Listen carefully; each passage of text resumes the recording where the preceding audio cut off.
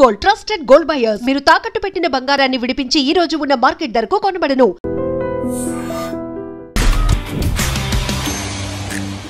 Hi guys, welcome to I dream. నేను మీ చాణక్య.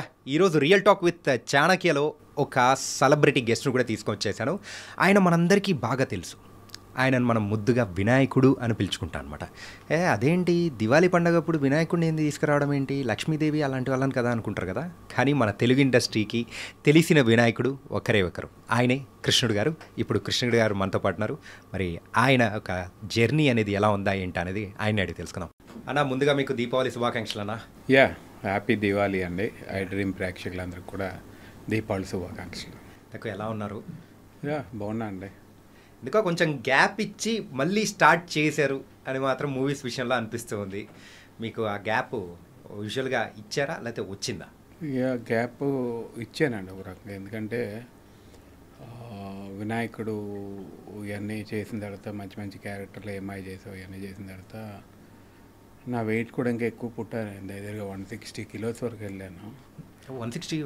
ఇంకా వచ్చిన రోల్స్ అన్నీ రొటీన్ అయిపోతున్నాయని నాకు కూడా నచ్చలేదు. మేబీ దాని గురించి గ్యాప్ తీసుకున్నాను. ఓకే. ఎన్ని ఇయర్స్ గ్యాప్ వచ్చిందన్నా? 7 years గ్యాప్ వచ్చింది. 7 years గ్యాప్ వచ్చింది. యూజువల్గా ఇన్ని అంటే ఒక మంచి యాక్టర్ ఇన్ని రోజులు దూరం అయ్యారంటే ఖచ్చితంగా ప్రేక్షకులు కొంచెం బాధగా ఫీల్ అవుతారు. కానీ అలాంటి బాధ సో యాజ్ మీకు ఒక ఫ్యాన్గా కూడా ఆడియన్గా కూడా నాకు కూడా అనిపించింది. మీ చుట్టుపక్కల ఉన్న వాళ్ళు ఎవరైనా చెప్పారా ఇలాగా?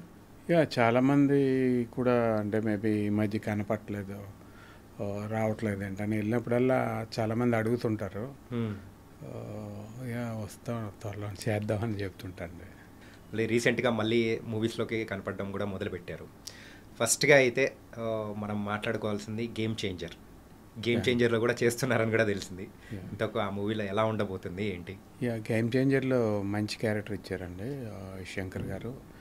ఒక మాల్ ఓనర్ క్యారెక్టర్గా అంటే కొంచెం గెటప్ కూడా చాలా డెఫినెట్గా ఆర్టిస్ట్గా నేను కోరుకునేది ఏంటంటే ప్రతి ఆర్టిస్ట్ కూడా వేరియేషన్స్ ఉండాలి. అంటే క్యారెక్టరైజేషన్లో లుక్ కానీ ఈ మధ్య నేను చేసిన ఫిలిమ్స్ అన్నీ కూడా డిఫరెంట్ లుక్తో పడినాయి. గేమ్ చేంజర్లో ఒక బిజినెస్ మ్యాన్గా, వేటయాన్లో ఒక పోలీస్ ఆఫీసర్గా, ఇన్ఫార్మర్గా రజనీకాంత్ గారి ఫిలింలో, అలాగే ఆది సాయి కుమార్ది ద సిటీ అని ఒక ఫిలిం రిలీజ్ అవుతుంది. అందులో కూడా full length police officer supporting role చేశాను. రామ్ గోపాల్ వర్మ గారిది నా పెళ్ళం దయ్యం, అందులో కూడా డిఫరెంట్ రోలు. నా పెళ్ళం దయ్యం అది 3D వర్క్ అవుతుంది. అందులో కూడా హీరోకి ఫుల్ లెంత్ సపోర్టింగ్ రోల్ చేశాను. నాగశౌర్య ఫిలిం ఒక 40 days క్యారెక్టర్, అది మళ్ళీ ఎంఐ చేసేలాగే కానీ ఒక కొంచెం మెచ్యూర్డ్ క్యారెక్టర్. ఇప్పటికి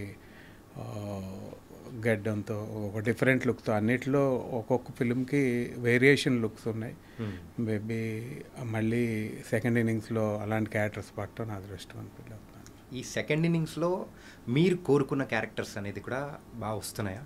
అంటే ఏంటంటే మీరు స్టార్టింగ్లో చెప్పారనమాట, ఏంటంటే వెయిట్కి తగ్గట్టు సేమ్ టైప్ ఆఫ్ పాత్రలే వస్తున్నాయి కానీ సో నాకంటూ ఒక యాక్టర్గా ఒక డిఫరెంట్ వేరియేషన్ చూపించాలని అనుకుంటుంటాము, అది రావట్లేదని ఇంతకుముందు అన్నారు. సో ఇప్పుడైతే ఆ వేరియేషన్స్ వస్తున్నాయా? డెఫినెట్గా ఆ వేరియేషన్స్ వస్తున్నాయండి. ఎందుకంటే నాకున్న క్యారెక్టరైజేషన్లో కానీ నేను చేసిన క్యారెక్టర్ లుక్స్ పరంగా కానీ అన్నిట్లో కూడా వేరియేషన్స్ ఉన్నాయి. మంచి డైరెక్టర్స్తో చేస్తున్నాను కాబట్టి డెఫినెట్గా మంచి వేరియేషన్స్ ఉన్నాయి. సూపర్ అన్న. ఇప్పుడు మీ లైఫ్లో ఎప్పటికీ మర్చిపోలేని పాత్ర ఏదైనా ఉందంటే అది తెలుగు ప్రేక్షకుల మనసులో ముద్రపడేలాగా ఒక వినాయకుడు అనే పాత్ర. సో ఏంటంటే ఆ పాత్ర చేసిన తర్వాత సో మీ స్టార్డమ్ కానీ మీ యొక్క కెరియర్ కానీ అసలు టర్న్ అయిపోయింది కదా? అవునండి. వినాయకుడు అనేది అంటే మన లైఫ్లో ఎక్స్పెక్ట్ చేయనప్పుడు నేను ఎప్పుడైతే లావ్ అయిపోయానో, హీరో అవుదామని కళలతో ఇక్కడికి వచ్చి లైక్ ఫిలిం స్కూల్లో చేసి, యాక్టింగ్ స్కూల్లో చేసి, తర్వాత నేను లావ్ అయిపోవటం, తర్వాత అంటే ఒక క్యారెక్టర్ ఆర్టిస్ట్ కానీ లేకపోతే కమెడియన్ కానీ ఉంటాను అనుకునే టైంలో నేను హ్యాపీ డేస్ చేస్తున్నప్పుడు డెఫినెట్గా హ్యాపీ డేస్ అనేది నా లైఫ్ టర్నింగ్ పాయింట్ అనుకోవాలి. శేఖర్ కమలా గారు అందులో ఒక మంచి సెన్సిబుల్ రోల్ ఇచ్చారు. అక్కడే సాయి కిరణ్ అడవి అసోసియేట్ కింద పనిచేయడం, తన దగ్గర ఒక ఇలాంటి స్క్రిప్ట్ ఉండటం. ఫస్ట్ గణపతి అనే స్క్రిప్ట్ ఉండేది ఆయన దగ్గర, ఆ పేరు టైటిల్. ఆ తర్వాత నాకు ఆ స్క్రిప్ట్ చెప్పారు, చెప్పి ఆ తర్వాత వినాయకుడు అనే మార్చారు. అంటే maybe all over the world తెలుగే కాకుండా ఆ పేరున్న అంటే ప్రతి ఒక్కరికి ఆదిదేవుడు వినాయకుడు. ఎస్. అలాంటి వినాయకుడు పేరున్న ఆ పేరుని సార్థకం చేసుకున్న నటుడు నేనే అని అనుకుంటున్నాను. ఖచ్చితంగా. అంటే వినాయకుడు రిలీజ్ అయిన తర్వాత మళ్ళీ రీసెంట్ టైమ్స్లో ఎప్పుడైనా కానీ సాయి కిరణ్ గారితో మాట్లాడేటప్పుడు అరే వినాయకుడు 2 తీద్దాము అని అట్లా ఎప్పుడైనా అనిపించిందా? సాయికి ఉండేదండి ఎప్పటి నుంచో చేద్దామని, అంటే లైక్ వినాయకుడు లేకపోతే డిఫరెంట్ నాతో కొంచెం చంటబ్బాయి స్టైల్లో ఒక డిటెక్టివ్ స్టోరీస్ చేయాలని డిఫరెంట్ అనుకునేవారు. నీతి ఇలా చేస్తే బాగుంటుంది అది అది అని. దాన్ని ఏమన్నా తొందరలో చూసే అవకాశాలు ఏమైనా ఉంటాయా? ఏమండి అది ఆయన మీద ఆధారపడి ఉంది. నేనైతే చేయడానికి రెడీ.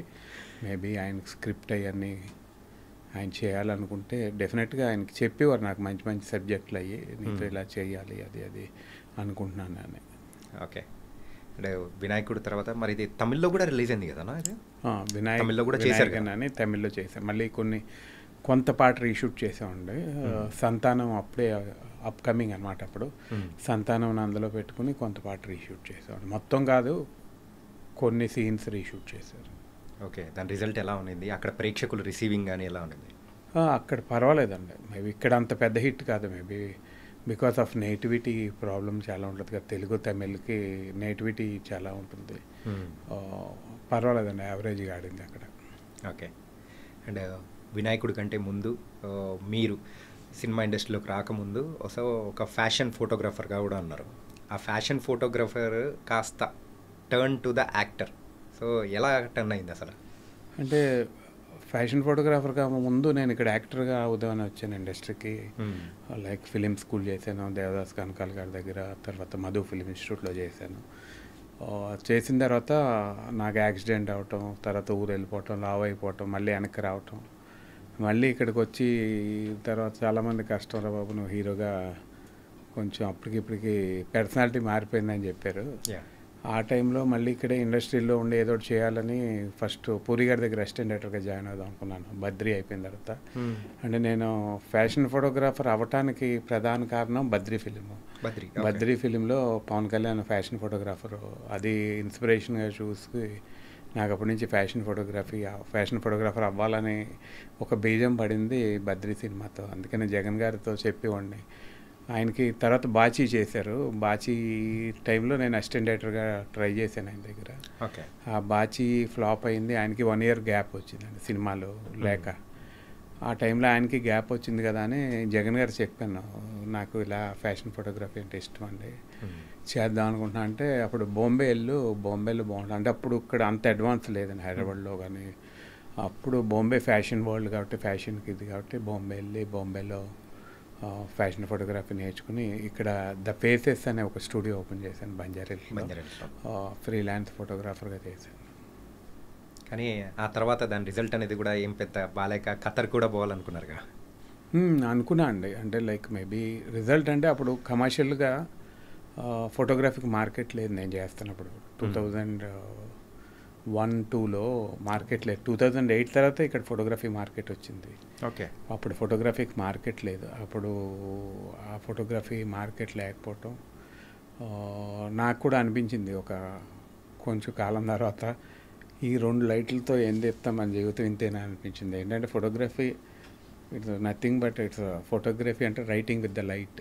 మేబీ ఆ 2 లైట్లతోనే ఆ ఫోటోలు స్టూడియోలో తీయటం నాకు లైఫ్లో ఎగ్జైటింగ్ అనిపించలేదు.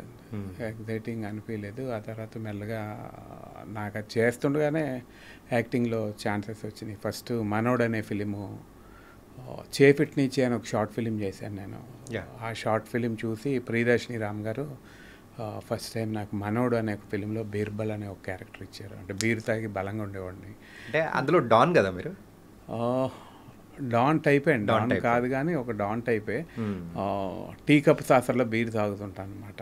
ఆ ఫోటోగ్రాఫ్ చూసే శేఖర్ కమల్ గారు నాతో పృథ్వీ అని తన ఆనంద్లో చేశాడు శేఖర్ కమల్ గారి దగ్గర. తను ఈ వర్కింగ్ స్టిల్ తీస్తే చూపెడితే తను యాక్ట్ చేయడానికి అని చూపించాడు. ఆ స్టిల్లో నేను కూడా ఉంటాం, నేనేదో ఇంట్రెస్టింగ్గా ఉన్నాను, తిను పిలిపించండి అని ఆయన హ్యాపీ డేస్లోకి అలా పిలిపించారు. ఓకే. హ్యాపీ డేస్లో అవకాశం అనేది సో ఆ ఫోటో ద్వారా వచ్చిందంటారు? అవును. కాకపోతే స్టార్టింగ్లో మీకు తక్కువ సీన్స్ అనేవి ఉండేవంట కదా? అవును. హ్యాపీ డేస్లో ఓన్లీ సీనియర్ స్టూడెంట్ జూనియర్స్ని కొట్టేయటం అలాంటి సీన్స్ ఉండే. నేను ఎర్లీ మార్నింగ్ 5కే షూట్కి విత్ మేకప్ రెడీగా ఉండేవాడిని. మిగిలిన వాళ్ళంతా న్యూ కమర్సే కదా, వాళ్ళకి అంత కొత్త యంగ్స్టర్స్ టైమింగ్ అవన్నీ. నా సిన్సియారిటీ చూసి శేఖర్ గారు ఇది మార్దాం అనుకుంటున్నాను, మరి డేట్స్ అంటే నాకు డేట్స్ ఏమైనా ఖాళీగా అయ్యింది. అప్పుడు మెల్లగా నా సీన్స్ అవి మార్చి లైక్ లాస్ట్ సీన్ యాడ్ చేసి క్రికెట్లో కామెడీ ఫన్ యాడ్ చేసి ఇంట్రెస్టింగ్గా లైక్ క్రియేట్ చేశారు. ఓకే. అండ్ అక్కడే సాయి నన్ను చూడటం, అసోసియేట్గా ఉండటం, వినాయకుడు అనే సినిమా అనుకోవటం. ఆ తర్వాత వినాయకుడి తర్వాత కూడా సేమ్ ఆ టైప్ ఆఫ్ మూవీస్ అనేది కూడా వచ్చి మంచి రిజల్ట్ అనేది కూడా సాధించాయి కదా. విలేజ్లో వినాయకుడు అని, మరి పప్పు అని చెప్పేసి అవి చేస్తున్నప్పుడు కూడా అనిపించలేదా మీకు సేమ్ టైప్ ఆఫ్ పాత్రలే అని?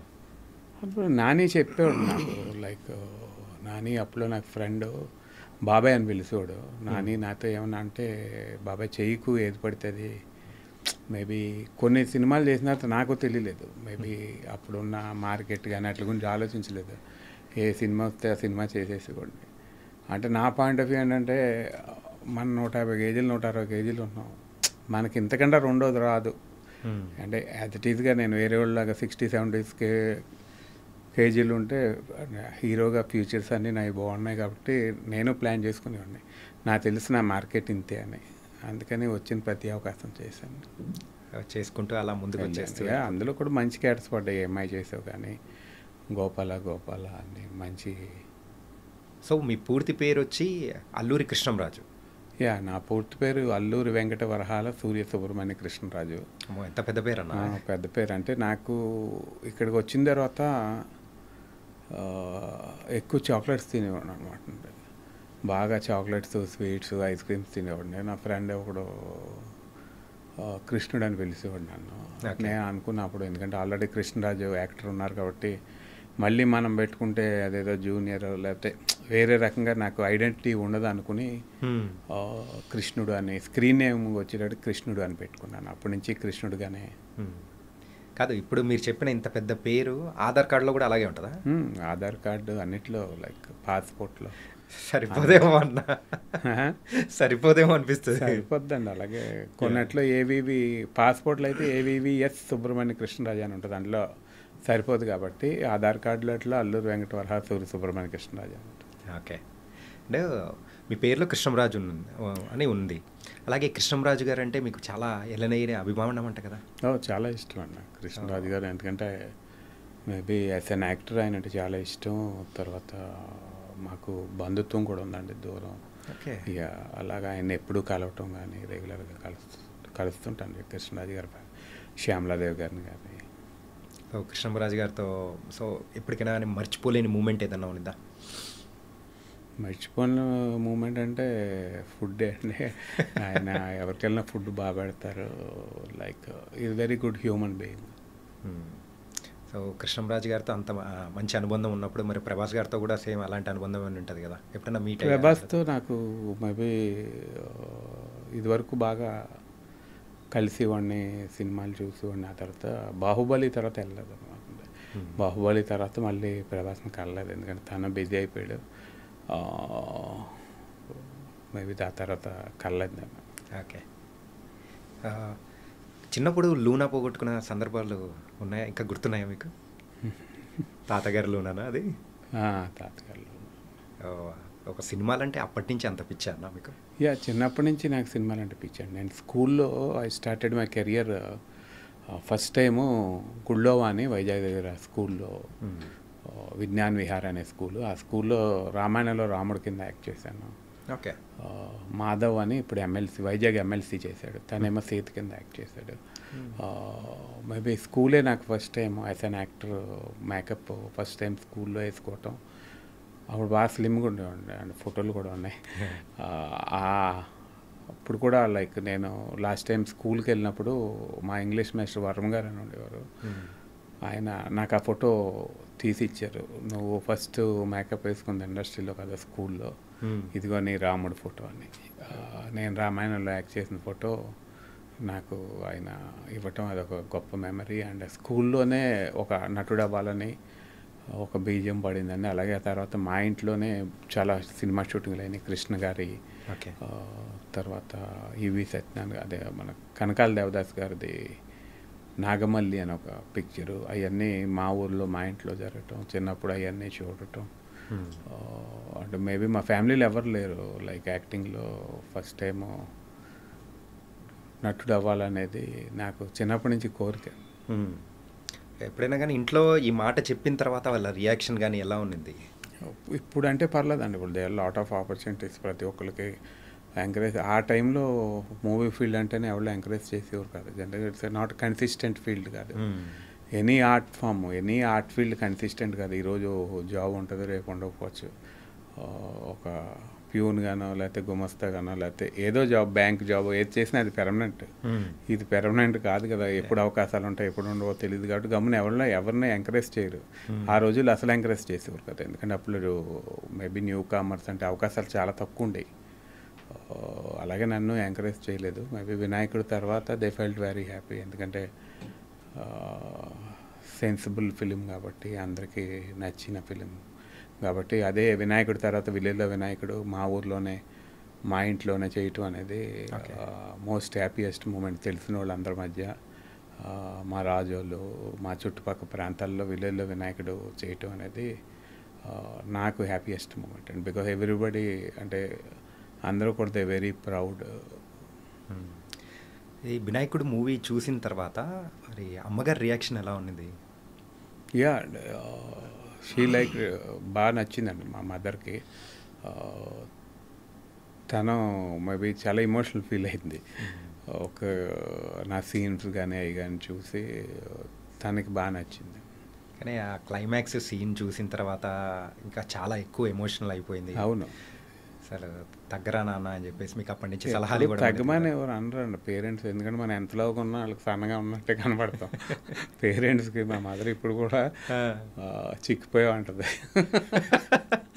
అది మేబీ పేరెంట్స్ లవ్ ఏమో, మేబీ పిల్లల మీద ది ఆల్వేస్ అంటే వాళ్ళకి ఎప్పుడు అలా ఉంటేనే హ్యాపీనెస్ ఉంటుంది.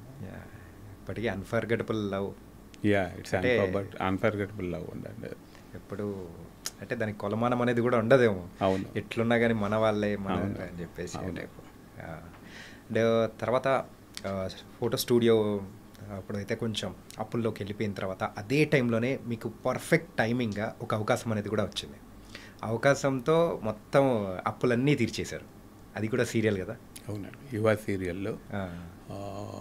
అంటే యువ సీరియల్కి ముందే నేను హ్యాపీ డేస్ కమిట్ అయ్యానండి. ఓ, దానికంటే ముందే హ్యాపీ డేస్ కమిట్ అయ్యాను. అంటే లైక్ సైన్ చేశాను, స్టార్ట్ అవ్వలేదు ఇంకాని.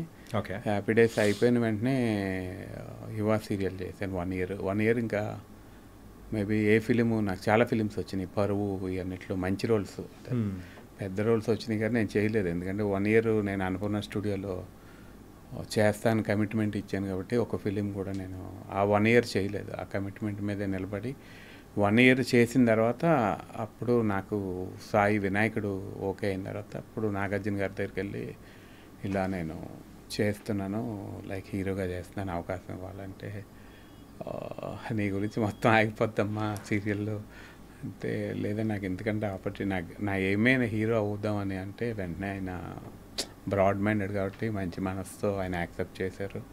అండ్ మేబీ నేను బయటకు వచ్చేసాక అప్పుడు యువ సీరియల్లో అప్పుడు ఆగిపోయింది అనమాట. అలా వినాయకుడిలో రావటం జరిగింది. కానీ అప్పుడు మా టీవీ ఉన్న సీరియల్స్లలో కూడా యూత్ని బాగా అట్రాక్ట్ చేసే ఆ రోజుల్లో ట్రెండ్ సెటర్ అండి చునియా ప్లస్ కిరణ్ రైటరు. అప్పుడు ఒక ట్రెండ్ సెట్టింగ్ సీరియల్, అంటే రెగ్యులర్ సీరియల్స్లా కాకుండా మేము కూడా ఆడతా పాడతా ఒక పిక్నిక్లో చేసాం. 1 ఇయర్ అన్నపూర్ణ స్టూడియోలోనే లైఫ్ అంతా అక్కడే ఆడతా పాడతా స్టూడియోలో తిరుగుతూ అక్కడే ఎంజాయ్ చేసాం. ఆ 1 ఇయర్ కూడా మోస్ట్ మెమరబుల్ ఎక్స్పీరియన్సెస్ అండి అవన్నీ. ఓకే. ఆ టైంలో ఎంత అప్పు ఉండిందన్నా మీకు? ఏం తెలియదు, గుర్తులేదు. ఓకే. నాకు ఫ్లాష్ బ్యాక్లు ఏ గుర్తుండవు. ఓకే. ఫస్ట్ రెమ్యునరేషన్ ఆ టైంలో వచ్చినప్పుడు? నా ఫస్ట్ రెమ్యునరేషన్ బాగా ఇచ్చింది అయితే పోకరి అండి. పోకరికి అది కూడా ఒక పిక్నిక్ లాగా, పూరి జగన్ గారి షూటింగ్ అంటే ఆల్మోస్ట్ పిక్నిక్ లాగా ఉంటుంది, హ్యాపీగా ఉంటుంది, ఆడతా పాడతా. ప్లస్ ఆ రోజు మన షార్ట్ 9ంటికి అయిపోయిందంటే నీది అయిపోయింది వెళ్ళిపోవచ్చు అంటారు ఆయన. ఓకే. ఈవినింగ్ వరకు ఉంచరు అసలు ఆర్టిస్ట్ని. అవునా? ఆయనతో ఫన్ కానీ పూరి గారితో చాలా జోవియల్గా షూటింగ్ జరిగింది. ఫస్ట్ రెమ్యునరేషన్ నాకు అంటే 1.7 lakhs 1.8 lakhs ఫస్ట్ నేను అందుకుంది పోక్రీ అది. మరి వచ్చిన డబ్బులతో కారు కూడా ఏదో కొన్నారా? కొన్నాడు అప్పుడు. ఇప్పటికీ కారు సెకండ్ హ్యాండ్ సెంటర్ లేదులేండి. ఏ కార్ అన్నా? Santro second hand 155 second hand. Okay. గుర్తుంది. ఎన్ని రోజులు యూజ్ చేశారు అది? అదే 2 years యూస్, హ్యాపీ డేస్ వరకు అదే యూజ్ చేశాను. హ్యాపీ డేస్ వరకు అదే యూజ్ చేశారు. కానీ ఆ టైంలో పోకిరి వర్క్ చేసే టైంలో యూజువల్గా ఆ ఎన్విరాన్మెంట్ అయితే మీరు చెప్తున్నట్టు ఫుల్ పిక్నిక్ లాగా ఉండేదని చెప్పేసి అన్నారు. మహేష్ గారితో ఎలా ఉండేది? మహేష్ గారితో చాలా బాగుంటుందండి. లైక్ చాలా మేబీ సెటైరికల్ కానీ అయినా ఫన్ కానీ, లైక్ మేము ఫ్రెండ్స్ క్యారెక్టర్స్ మేము చేసిన వాళ్ళందరితో చాలా అబ్జర్వేషన్ ఎక్కువ. మహేష్ ప్రతి ఒక్కరిని అబ్జర్వ్ చేయటం, ఎవరు ఎంత సిన్సియర్గా ఉన్నారో కూడా అబ్జర్వ్ చేసేవారు. లైక్ ఆయనతో చేయటం చాలా హ్యాపీయెస్ట్. అంటే ఆ మెమరీస్ అన్నీ కూడా గుర్తున్నాయి. లైక్ చాలా మంచి మూమెంట్స్, పోకిరి మూమెంట్స్ అని పెట్టుకొని ఒక ఎపిసోడ్ చేయొచ్చేమో. అది చేయొచ్చు. చాలా ఉన్నాయి, చాలా ఫన్ ఇన్సిడెంట్లు ఉన్నాయి, చెప్పలేను. చాలా ఫన్ ఇన్సిడెంట్లు ఉన్నాయి. కానీ మహేష్ గారు ఉన్న అంటే మహేష్ గారి దగ్గర ఉన్న టైమింగ్ అసలు ఎవరి దగ్గర ఉండదేమో. సపక్కనే సెటైర్స్ కానీ చాలా కాలం తర్వాత మళ్ళీ నేను కలేజా షూటింగ్లో కలుద్దామని వెళ్ళాను ఆయన్ని. అప్పుడు వినాయకుడే రిలీజ్ అయినాయి కాబట్టి మా వినాయకుడు వచ్చాడు అని ఫన్గా బాగా మాట్లాడారు. ఆ తర్వాత యాడ్ కూడా చేశానండి, అభిబస్ యాడ్. అభిబస్ యాడ్ అది కూడా ఒక 2 years బ్యాక్ అనుకుంటా. 2 years బ్యాక్. సో ఇప్పటికీ ఆ మెమరీ మూమెంట్స్ అనేది అంటే పోకిరి మూమెంట్స్ గుర్తు తెచ్చుకుంటారు. నైస్. కానీ మీరు చేసిన వినాయకుడు క్యారెక్టర్తో పాటు ఇంకొక క్యారెక్టర్ని కూడా తెలుగు ప్రేక్షకులు బాగా ఓన్ చేసుకున్నారు. అదేంటంటే ఏమ్మాయి చేసేవాళ్ళు నాగ చైతన్య గారితో పాటు. సో ఆ రోల్ చాలా ఏంటంటే ఫ్రెండ్కి ఒక సపోర్ట్ ఇచ్చే ఫ్రెండ్ ఎట్లుండాలి, ఎక్కడికైనా వెళ్తూ ఉంటే నేను ఒకడు ఉన్నా అని చెప్పేసి ఉండేటప్పుడు ఆ ర్యాప్ ఎలా ఉండేది మీకు నాగ చైతన్య గారికి? నాగ చైతన్యకి నాకు అంటే ర్యాప్ నేను అనుకున్న స్టూడియోలో చేయటం. తర్వాత నాకు ఫస్ట్ టైం నన్ను అక్కడ ఇంట్రడ్యూస్ చేసిన వాటికి సంజయ్ గారు అండి, మంజుల హస్బెండ్. అంటే నాకు ఆయన పోక్రీ చేసినప్పటి నుంచి కొంచెం క్లోజ్, ఆయనతో రెగ్యులర్గా మాట్లాడుతుండేవాడిని. అలాగా ఈ రోల్కి ఆయనే నన్ను రిఫర్ చేశారనమాట. ఇలా కృష్ణుడు అని ఉన్నాడు, ప్రొడక్షన్ కూడా ఆల్దే కాబట్టి లైక్ రిఫర్ చేయటం, గౌతమ్ మీనన్ గారు నన్ను తీసుకోవటం. ఆ తర్వాత నాగ చైతన్యతో ఫస్ట్ సీన్ యాక్ట్ చేసినప్పుడు మటుకి నాకు అంటే చైతన్య కూడా అప్పుడు సెకండ్ ఫిలిము నాకు కొత్త. అండ్ గౌతమ్ మీనన్ గారితో కొత్త డైరెక్టరు, ఆయన కళ్ళు అవి చూసి భయపడ్డాను, ఆయన ఏం కావాలి ఏంటి అనేది. బట్ ఆయనతో చేయటం అనేది లైఫ్లో మెమరబుల్ ఎక్స్పీరియన్స్. ఎందుకంటే గౌతమ్ మీనన్ సీన్ పేపర్ మనకి ఇచ్చేసి యాక్ట్ చేసామంట, రేంజ్ కావాలో చెప్పరు అనమాట. అవునా? దట్స్ ది స్టైల్ అనమాట. సీన్ పేపర్ ఇచ్చేస్తారు, మనం చేసేయాలి ఇన్స్టెంట్గా. ఫస్ట్లో భయపడ్డాను, ఆయనకి ఏం కావాలి ఏంటి అని తెలియలేదు. మేబీ ఆ తర్వాత నేను నాగ చైతన్య చేయటం, ఆ తర్వాత చాలా అంటే తమిళ్కి తెలుగుకి చూస్తే చాలా డిఫరెన్స్ ఉంటుందండి. లైక్ నా క్యారెక్టర్ ఎందుకంటే చాలా ఇంప్రవైజేషన్ చేసాం ఇద్దరం. సీన్స్ బాగా పడినాయి. కొంచెం స్లోగా ఉంటుంది తమిళ్లో. లైక్ నా తెలుగులో అంటే మనకి కామెడీ టైమింగ్ కానీ అది కానీ అన్నీ లైక్ న్యాచురల్గా రియలిస్టిక్గా. అంటే తమిళ్లో కెమెరామ్యాన్ రోలు, తెలుగులో నాకు వచ్చేటప్పటికి వినాయకుడు ఫిలిం హీరో కిందే లైక్ నన్ను చేయటం, ఒక అసిస్టెంట్ డైరెక్టర్ లైఫ్ ఎలా ఉంటుంది, ఆ బాండింగ్ కానీ అది కానీ చాలా బాగా సూట్ అయింది బాగా. అంటే నాకు కూడా న్యాచురల్ యాక్టింగ్ అంటే ఇష్టం కాబట్టి నాకు ఇప్పుడు మళ్ళీ అలాంటి ఫిలిమ్స్ వస్తున్నాయి చాలా, లైక్ న్యాచురల్ యాక్టింగ్ అవన్నీ. కాబట్టి డ్రామా తగ్గిపోయింది కాబట్టి అప్పుడే నాకు అలాంటి రోల్ రావటం, నిజంగా గౌతమ్ మీనన్ గారితో చేయటం. ఆయన ఒక స్కూల్ అండి. ఎవ్రీ డైరెక్టర్ మనం ఒక్కొక్క నేర్చుకుంటాం. లైక్ అన్ యాక్టర్కి ప్రతి డైరెక్టర్ ఒక్కో స్కూల్లో, శేఖర్ కమలా గారి దగ్గరికి వెళ్తే ఒక స్టైలు, లేదా సాయి కిరణ్ దగ్గర ఒక స్టైలు, గౌతమ్ మీనన్ గారి దగ్గర ఒక స్టైలు. అలా మనం ఇట్స్ ఎక్స్పీరియన్స్. అలాగా గౌతమ్ మీనన్ గారి దగ్గర నాకు ఒక డిఫరెంట్ ఎక్స్పీరియన్స్ ఆర్టిస్ట్గా. లైక్ టైమింగ్ కానీ మోడ్యులేషన్ కానీ ఆయన దగ్గర ఒక డిఫరెంట్ ఎక్స్పీరియన్స్ గెయిన్ చేశాను ఆర్టిస్ట్గా. కానీ ఎవరైనా కానీ గౌతమ్ మీనన్ గారితో ఒకసారి చేస్తే ఫుల్ హ్యాపీ ఫీల్ అవుతారు, కాకపోతే మీకు 2 సార్లు ఛాన్స్ వచ్చింది. ఎటో వెళ్ళిపోయింది మనసులో కూడా, ఎటో వెళ్ళిపోయింది మనసు కూడా చాలా బాగుంటుందండి రోల్. లైక్ ఏమై చేసావు ఎలా ఉంటుందో అంతకంటే ఆల్మోస్ట్ ఫస్ట్ కూడా క్రెడిట్స్లో నా పేరే పడుతుంది కృష్ణుడు. నేను డ్యాన్స్ చేసేటప్పుడు నచ్చలేదు మామ పిచ్చి పిచ్చి కాలేజ్ అసలు చాలా అంటే చాలా ఎంజాయ్ చేస్తూ చేశాను లైక్ ఆయన ఫిలిమ్స్ అండి. ఎందుకంటే రెండోసారి అయ్యేటప్పటికి సెట్ అయిపోయింది. ప్లస్ నాని కూడా నాకు అంతకుముందు క్లోజ్ కాబట్టి చాలా ఫన్గా ఎంజాయ్ చేస్తూ Mahabalipuram, Madras, east Coast road అవన్నీ అంటే అది కూడా షూటింగ్లా కాకుండా చాలా బాగుండేదండి ఆయనతో చేయటం అనేది. ఎందుకంటే ఆయన మీటర్ ఏదో లైక్ ఒక డైరెక్టర్గా ఆయనకి మీటర్ ఏం కావాలో నాకు బాగా తెలుసు, అలా ట్యూన్ అయిపోయాను. చేయటం చాలా ఈజీ అయిపోయింది అనమాట ఆయన స్టైల్లో. కానీ ఒక విషయం అడగచ్చా, ఏంటంటే గౌతమ్ మీనన్ గారికి దగ్గరగా ఉన్నారు కాబట్టి, గౌతమ్ మీనన్ గారు నవ్వుతూ ఉన్నప్పుడు చూసారా?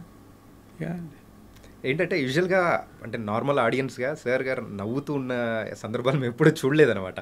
ఫస్ట్ టైం చూసినప్పుడు కొంచెం సీరియస్ ఫేస్ ఆ కళ్ళు. అసలు ఆయన అంత కూల్ పర్సన్ నేను చూడలేదండి. మనం ఏమనుకుంటాం, నాకు ఫస్ట్ టైం యాక్ట్ చేసినప్పుడు అదే భయం వేసింది ఆయన కళ్ళు కానీ అవి చూసి. Is one of the as a person one of the best person అండి. లైక్ డైరెక్టర్గా ఆయన డైరెక్షన్ డిపార్ట్మెంట్ టీం కానీ యాక్టర్స్ కానీ వాళ్ళకి ఏం కావాల్స్తే ఆయన ఇంటి దగ్గర నుంచి అన్ని ఫుడ్స్ వచ్చి బెస్ట్ ఫుడ్, బెస్ట్ ట్రీట్మెంట్, ఆయన స్టైల్, ఆయన బాడీ లాంగ్వేజ్ చూస్తే ఎవ్రీథింగ్, పాటల్లో కానీ అన్నీ కంపోజింగ్ అన్నీ ఆయనే. ఆయన యాక్ట్ చేసేటప్పుడు ఆయన చూపించేటప్పుడు ఆయన స్టైల్ మోస్ట్ స్టైలైజ్డ్ పర్సన్ అనమాట.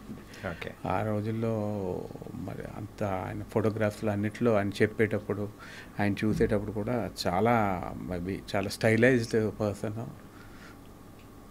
మీ ఫోటోగ్రఫీ స్కిల్స్ అనేది ఎప్పుడైనా కానీ అంటే మీరు యాక్ట్ చేస్తున్న టైంలలో ఎప్పుడైనా ఉపయోగపడ్డాయా ఏదైనా సందర్భాల్లో? యాక్ట్ చేసినప్పుడు ఉపయోగపడతాను, కాకపోతే మనకు ఊరికే లైటింగ్ ఎలా ఉంది అన్నీ తెలుస్తాయి కాబట్టి చిన్న సినిమాలు అయితే సజెస్ట్ చేయగలం, పెద్ద సజెస్ట్ చేయలేము కాబట్టి. బట్ స్టిల్ ఫోటోగ్రఫీ అనేది విజువల్గా మనకి ఎప్పుడైనా ఊహించుకోవడానికి కానీ ఏదైనా చేయడానికి డెఫినెట్గా ఉపయోగపడుతుంది మన ఫ్యూచర్లో. ఎందుకంటే నేను డైరెక్షన్ డిపార్ట్మెంట్ కూడా చేశాను రసూల్ గారి దగ్గర. భగీరథ మూవీకి డైరెక్షన్ డిపార్ట్మెంట్ చేశాను.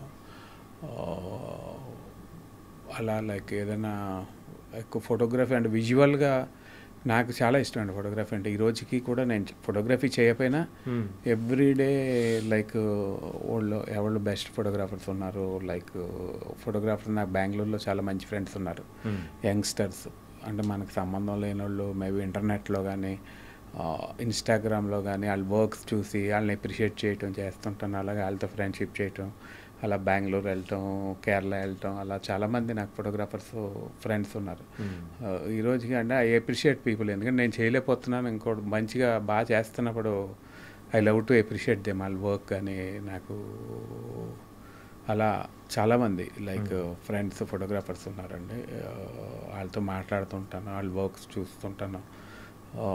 ఎక్కువ ఫోటోగ్రాఫర్స్ని వర్క్స్ చూడటం, మేబీ వాళ్ళ ఫ్రేమింగ్ ఎలాగుంది, లైక్ విజువల్గా ఎలా తీస్తున్నారు అనేది ఎక్కువ. డాక్యుమెంటరీ వర్క్స్ కానీ ఫ్యాషన్ అనేది అంత కన్సిడర్ చేయనండి నేను ఫోటోగ్రఫీలో. మేబీ ఫ్యాషన్ లైటింగ్లో వాళ్ళు గ్లామర్గా చూపెట్టడం కాకుండా ఎక్కువ ఐ లైక్ ఆర్ట్ వర్క్ ఫోటోగ్రఫీలో. డాక్యుమెంటరీ లైక్ ఫోటోగ్రఫీ కానీ అలాంటి ఫోటోగ్రఫీ, ట్రావెల్ కానీ అలాంటి ఫోటోగ్రఫీ అంటే నాకు చాలా ఇష్టం. పర్టికులర్గా డాక్యుమెంటరీ ఫోటోగ్రఫీ అంటే చాలా ఇష్టం. అంటే మీరు ఎప్పుడైనా అనుకున్నారన్నా ఏంటంటే 2001లో నేను ఇప్పుడు అంటే స్టూడియో పెట్టినప్పుడు ఇప్పటికీ డిఫరెన్స్ అనేది కూడా చాలా ఉంది. అరే నేను అదేదో పెట్టేదేదో ఈ టైంలో పెట్టింటే సూపర్గా ఉండేది అలా అనుకోలేదండి. ఎందుకంటే బికాస్ మేము చేసినంత మాన్యువల్లో వర్క్ చేసామండి. మాన్యువల్లో ఆర్ట్ ఉండేది, దట్స్ వాట్ ఐ ఫీల్. ఎందుకంటే మేము మాన్యువల్ చేసినప్పుడు ఫ్రేమింగ్ కూడా పెర్ఫెక్ట్గా చేయాలి, లైక్ ఎక్స్పోజర్ పెర్ఫెక్ట్గా ఉండాలి. ఇప్పుడు వచ్చేటప్పటికి డిజిటల్ కెమెరాస్ వచ్చిన తర్వాత చాలా ఈజీ అయిపోయిందండి. మేము ఆ రోజుల్లో ఎవ్రీ టెక్నిక్ నేర్చుకుని ల్యాబ్కి వెళ్ళి మేమే ప్రింట్ చేసుకుని, బొంబాయిలో ఉన్నప్పుడు బ్లాక్ అండ్ వైట్స్ నేనే ప్రింట్ చేసేవాడిని. కంపోజిషన్ ఏదైనా సరే పర్ఫెక్ట్ కంపోజిషన్ ఉండాలి, పర్ఫెక్ట్గా ఉండాలి. ఇప్పుడు డిజిటల్ వచ్చిన తర్వాత ఏంటంటే ఎప్పటికప్పుడు మ్యాచ్ చేసుకోవచ్చు, గ్రేడింగ్ వచ్చేసింది. ఫోటోగ్రఫీ కన్నా people who grade the photo వాళ్ళ చేతిలోకి వెళ్ళిపోయింది. మేబీ రకరకాల వైబ్రెంట్ కలర్స్ వేసేయటం, దాన్ని ఫ్యాషనబుల్గా చూపెట్టడం, ఎడిటింగ్లు అట్లా ఏమీ లేని మామూలుగా తీసిన ఫోటో కూడా సెల్ ఫోన్లో తీసింది కూడా మాయ చేయొచ్చు అందులో. మేబీ నేను అనుకోవటం మేబీ ఆర్ట్ అనేది చచ్చిపోయింది అనుకుంటున్నాను అండి. డిజిటల్ వచ్చింది అత్త వెన్ ఇట్స్ మాన్యువల్లో డెఫినెట్లీ ఆర్ట్ అనేది ఉండేది. ఇప్పుడు ఫోటోగ్రఫీ అంటే ఫోటోగ్రాఫర్స్ ఉన్నారు ఇప్పటికీ మంచి ఫోటోగ్రాఫర్స్, కానీ most of the photography is manipulated. ఇంత మంచిగా స్కిల్స్ అనేది కూడా చెప్తున్నారు.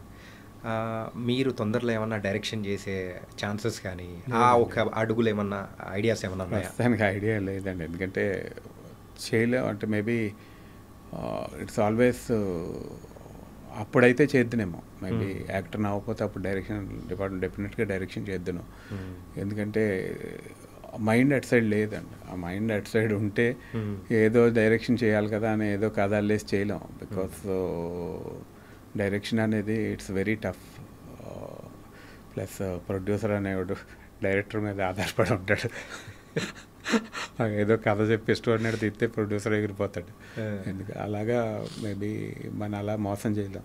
ఏదో ఒకప్పుడు చేసాను ఇప్పుడు చేయాలని చేయలేం. మేబీ ఎవరు చేసే పని వాళ్ళు చేయాలి. ఎందుకంటే రెండు కాళ్ళు వేయలేమండి. ఇప్పుడు ఒకసారి ఒక దాంట్లో బోటు రెండు పడవల మీద కాళ్ళు వేయలేం, ఏదో ఒక పడవలోనే వెళ్ళాలి. ఇప్పుడు యాక్టర్ అనే బోట్ మీదే ట్రావెల్ అవుతామంటే దాని మీద అవుతున్నాను కాబట్టి ఇట్స్ గుడ్ ఆర్ బ్యాడ్. మనకి మధ్యలో గ్యాప్ వచ్చినా ఏ చేసినా అంటే లైక్ నేను ఇక్కడికి వచ్చిన తర్వాత కూడా బిజినెస్లు కానీ ఏం చేయలేదు. Always I mean creative field.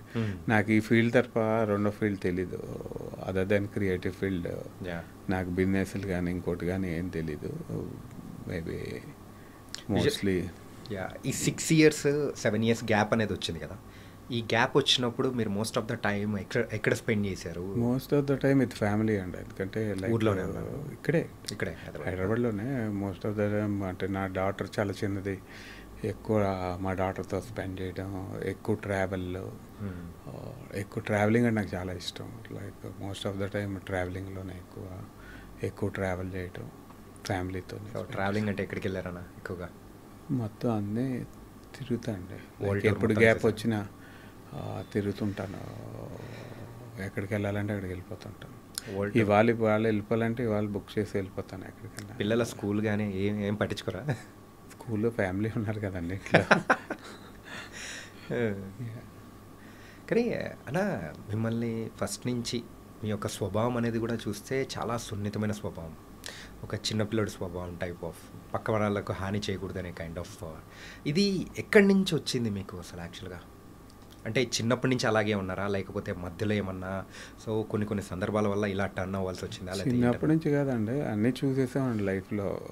Maybe నేను చిన్నప్పుడే లైక్ నేను 10th ఉన్నప్పుడే అప్పుడే ఫ్లైట్లో తిరిగి ఉన్నప్పుడే ఇండియా అంతా ట్రావెల్ చేసాం కాబట్టి మేబీ అంతా చూసాం కాబట్టి కొంచెం మేబీ బ్రాడ్ మైండెడ్గా ఉంటాను. ఎక్కువ దేని గురించి పట్టించుకోనండి, ఎక్కువ టెన్షన్ తీసుకోను, కూల్గా ఉంటాను.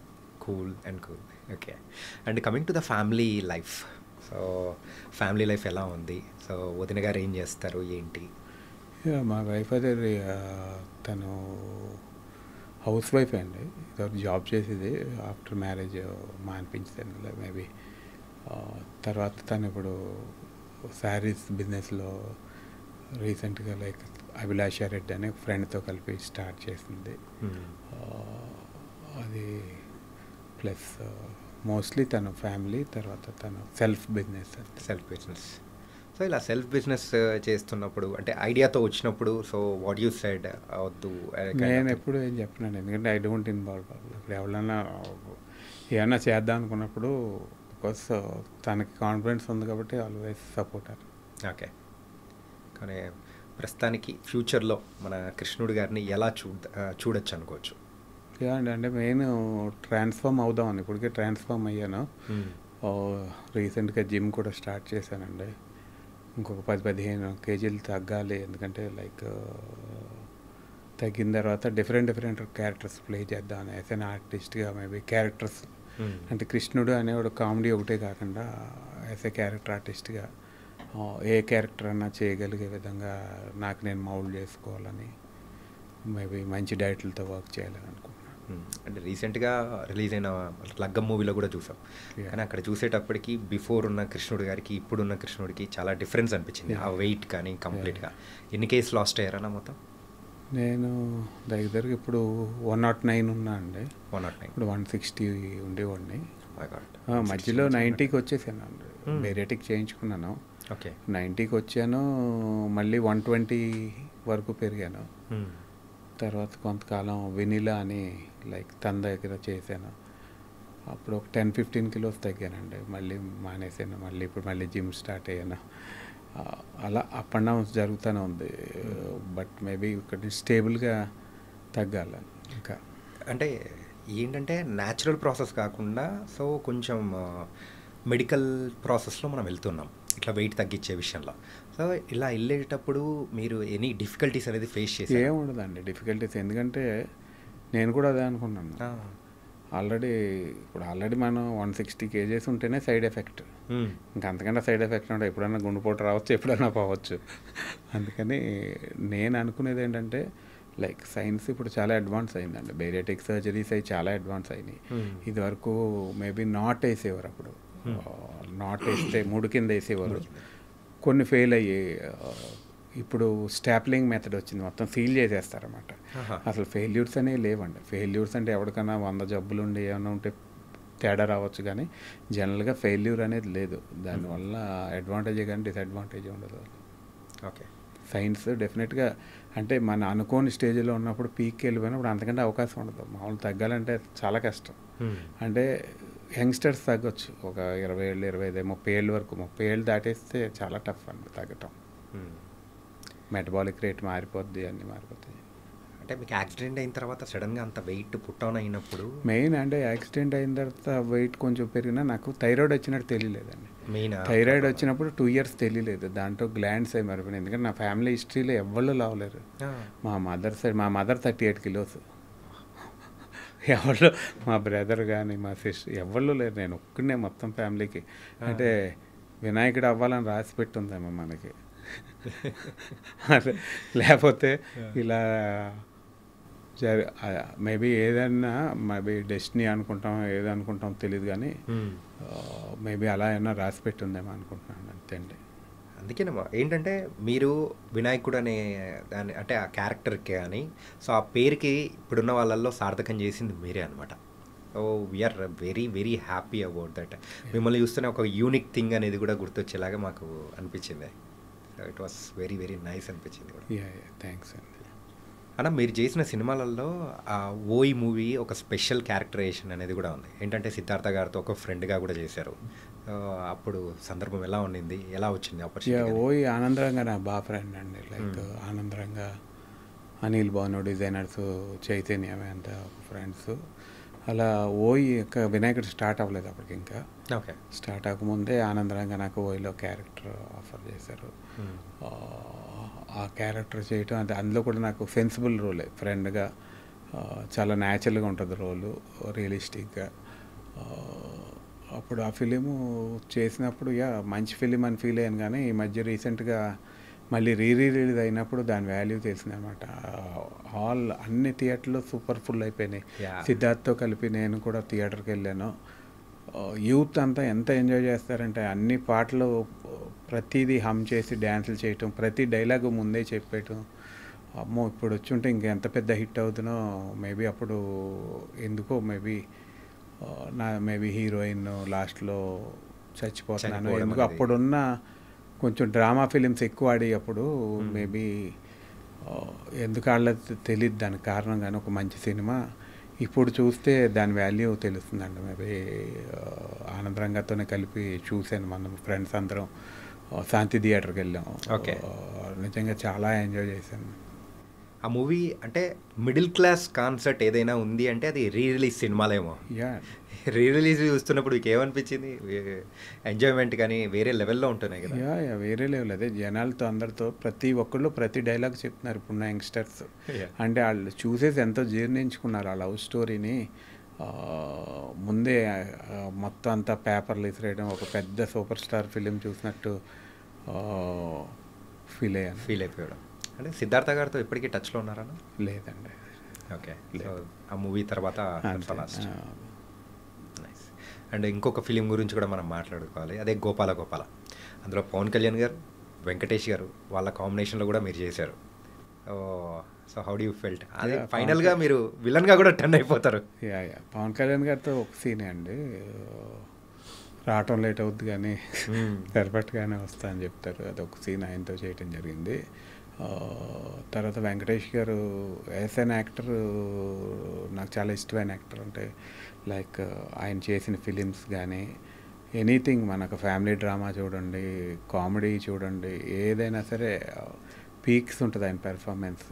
ఆయనతో ట్రావెల్ చేయటం, ఆయన కూడా లైక్ నన్ను ఆయన గారు మా ఇద్దరం బైక్ మీద వెళ్తుంటాం అస్తమానం సినిమాలో, కోర్టుకి అట్లకి. అమ్మో నా వెనకాల ఇండస్ట్రీలో స్ట్రాంగెస్ట్ పర్సన్ ఉన్నాడు, నేను జాగ్రత్తగా నడపాలి అనేవారు. And east to give lot of suggestions. అంటే జిమ్ చేయాలి, లేకపోతే డైట్ చేయాలి, నువ్వు ఇలాగే ఉండాలనుకుంటే కాదు, మేబీ చాలా ప్రాబ్లమ్స్ ఫేస్ చేస్తావు అని నన్ను ఇప్పుడు కూడా ఎప్పుడైనా కనపడితే అడుగుతారు, జిమ్ చేస్తున్నావా అంటే లేదండి, అంటే ఎప్పుడే నీకు ఎప్పుడు వస్తుంది జ్ఞానం అని చెప్పేవారు. ఆయనతో నేను సీన్స్ ఆయన యాజ్ అన్ యాక్టర్ అబ్జర్వ్ చేయటం నిజంగా చాలా మంచి ఎక్స్పీరియన్స్ అండి. Super. After corona, before corona industry గురించి మాట్లాడుకోవాలంటే ఇలా మాట్లాడుతూ ఉన్నారు. సో యాజ్ ఏ ఒక యాక్టర్గా, సో చాలా రోజుల నుంచి ఉన్న యాక్టర్గా మీరు చెప్పండి. సో ఇండస్ట్రీలో కానీ ప్రజెంట్ ప్రేక్షకుల అభిరుచులలో కానీ సో ఏం చేంజెస్ అనేది వచ్చాయి? చాలా చేంజెస్ వచ్చినాయండి ఆఫ్టర్ కరోనా, బిఫోర్ కరోనా. ఎందుకంటే ఇదివరకు ఏ కైండ్ ఆఫ్ ఫిలిం వచ్చినా ప్రేక్షకులు యాక్సెప్ట్ చేసేవారు. ఇప్పుడు సెల్ ఫోన్ వచ్చిన తర్వాత, అందులో రిలయన్స్ వచ్చిన తర్వాత బాగా చీప్ అయిపోయింది. అంతకుముందు డేటా చాలా కాస్ట్లీ వేరే కంపెనీలు ఉన్నప్పుడు, అందరికీ అందుబాటులోకి వచ్చేసింది. ప్రతి ఒక్కరికి they are seeing in the world in their phone. ప్రతి ఒక్కరికి వరల్డ్లో ఏ ఫిలిం కావాలన్నా చూడొచ్చు, ఏ లాంగ్వేజ్ అన్నా చూడొచ్చు, అన్నిటికీ అలవాటు పడిపోయారు. ఈవెన్ మన ఊర్లో ప్రేక్షకులు కూడా బాగా అలవాటు పడిపోయి కంటెంట్ లేకపోతే యాక్సెప్ట్ చేయట్లేదండి. ఫస్ట్ ఫిలింలో కావాల్సింది కంటెంట్.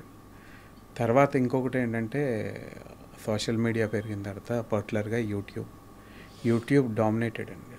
యూట్యూబ్ డామినేషన్ ఎలా ఉందంటే ప్రతి ఒక్కరికి they have a cell phone, వాళ్ళే షూట్ చేసుకుంటున్నారు, వాళ్ళు టాలెంట్ ప్రాజెక్ట్ చేసుకుంటున్నారు. ఎవరికి ఏ కంటెంట్ కావాల్స్తే ఆ కంటెంట్ దొరుకుతుంది. కామెడీకి వస్తే కామెడీ, యూత్, వంటలు, దానికి కూడా జనాలు అలవాటు పడిపోయారు. అందుకని ఇంత అలవాటు పడిపోయిన తర్వాత కంటెంట్ లేకపోతే ఎవరు సినిమాకి రావట్లేదండి.